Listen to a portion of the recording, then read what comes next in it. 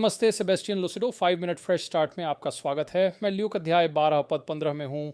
उसने कहा, सावधान रहो और लालच से बचो, क्योंकि किसी का जीवन उसकी संपत्ति की प्रचुरता में नहीं होता। फिर उसने उन्हें एक दृष्टांत सुनाया। एक धनी व्यक्ति की भूमि ने बहुत उपज दी और उसने अपने मन में सोचा, मैं क्या करूं, क्योंकि मेरे पास अपनी फसल रखने की जगह नहीं है। फिर उसने कहा, मैं ऐसा करूंगा, मैं अपने खलिहानों को गिराकर बड़े बनाऊंगा और वहां अपनी फसल और सामान रखूंगा। और मैं अपनी आत्मा से कहूंगा, आत्मा व नवाई, तुम्हारे पास कई वर्षों के लिए बहुत सामान है, आराम करो, खाओ पियो और मस्ती करो।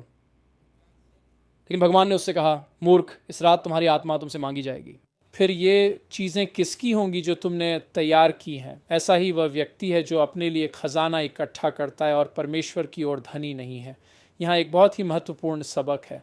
हमारे देश और पश्चिमी यूरोप में स्वतंत्र उद्यम, व्यवसाय बनाना, धन बनाना हमारे ताने बाने का हिस्सा है। हर कोई आगे बढ़ना चाहता है, हर कोई असाधारण चीज़ें करना चाहता है, धन बनाना चाहता है, चीज़ें खरीदना चाहता है। इस विशेष मामले में बाइबल हमें 3 बातें बता रही है। एक यह कि यह व्यक्ति किसी भी व्यवसायी या पेशेवर की तरह कह रहा है, मेरे पास बहुत सारी फसलें हैं, मेरे पास बहुत सारा सामान है, मुझे और जगह चाहिए, मैं इसे बनाना चाहता हूँ, मैं बड़े गोदाम बनाना चाहता हूँ, मैं उन्हें वहाँ स्टोर करूँगा, क्योंकि मेरा लक्ष्य तो यह एक बात है, मेरा लक्ष्य है कि मैं आराम से रिटायर हो सकूँ। तो 2 बातें हैं। जब करियर बनाने, व्यवसाय बनाने और उसे बड़ा करने की बात आती है तो भगवान को प्राथमिकता होनी चाहिए।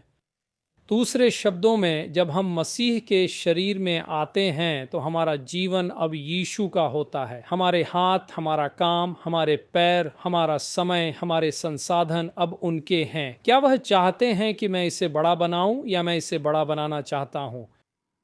कौन जिम्मेदार है? कौन वह निर्णय ले रहा है? तो एक बात यह है कि अगर आप भगवान के प्रति समृद्ध नहीं हैं, अगर आप यह नहीं मानते कि यीशु आपके प्रभु और उद्धार करता है और आप अपना खुद का साम्राज्य बनाना चाहते हैं, आप जानते हैं, और हमारे लिए मनोवैज्ञानिक रूप से यह न करने के लिए प्रतिकूल है। लेकिन बात यह है, भगवान भविष्य जानते हैं, भगवान आपको जानते हैं।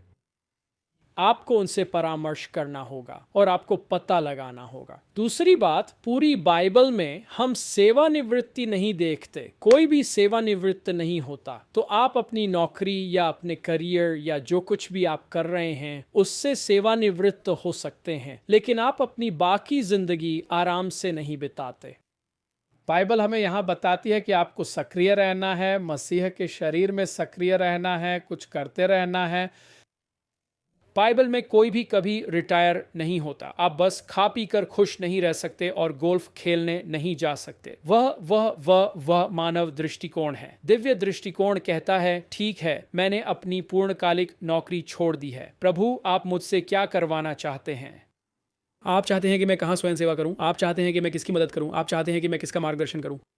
आप चाहते हैं कि मैं अपने समय का उपयोग कैसे करूं ताकि परमेश्वर के राज्य को बड़ा और बेहतर बना सकूं? आप जानते हैं, और फिर उसके बाद आप अधिक गोल्फ खेल सकते हैं और आप अन्य चीज़ें अधिक कर सकते हैं। लेकिन यीशु क्या चाहते हैं? और यहाँ आखिरी बात, यहाँ पृथ्वी पर खजाने जमा करना है। अब इसमें बुद्धिमत्ता है, बाइबल की बुद्धिमत्ता, जो हमारे पैसे और समय के साथ क्या करना है इसमें जाती है। ठीक है, जब रिटायरमेंट की बात आती है, मैंने देखा है कि लोग, आप जानते हैं, पूरी तरह से देना बंद कर देते हैं, क्योंकि उनका सोशल सिक्योरिटी और उनके पास ये बचत होती है जो आप जानते हैं कि उन्होंने बचाई है। और बात यह है कि हमें उस स्थान पर परमेश्वर के प्रति आज्ञाकारी होना चाहिए, क्योंकि परमेश्वर अभी भी हमारे प्रदाता हैं। तो जब रिटायरमेंट की बात आती है तो जो वृद्धि हमें मिलती है, चाहे वह निवेश के माध्यम से हो या यहाँ तक कि सोशल सिक्योरिटी के माध्यम से, वह अभी भी आय है जिसे मुझे लगता है कि हमें भगवान की सराहना करने के लिए देना चाहिए। हमें यह समझने की ज़रूरत है कि उम्र और जो हमारे पास है,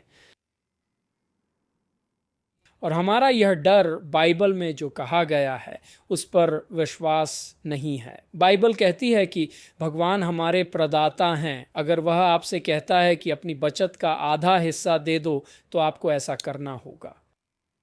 वह इसे वापस लाने वाला है। तो इन तीनों मामलों में यीशु को पहले रखना है। वैसे भी यही हमारा आज का संदेश है। सुनने और देखने के लिए धन्यवाद। कृपया साझा करें, फॉलो करें, लाइक करें, टिप्पणी करें।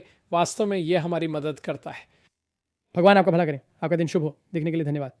आज देखने के लिए धन्यवाद। सूचित रहने और मंत्रालय के साथ खड़े रहने के लिए watchandsofttruth.com पर जाएं। आपको मुफ्त संसाधन, पूर्ण शिक्षण श्रृंखला और सुसमाचार फैलाने में हमारे साथ साझेदारी करने के तरीके मिलेंगे। आज ही watchandsofttruth.com पर दान करें।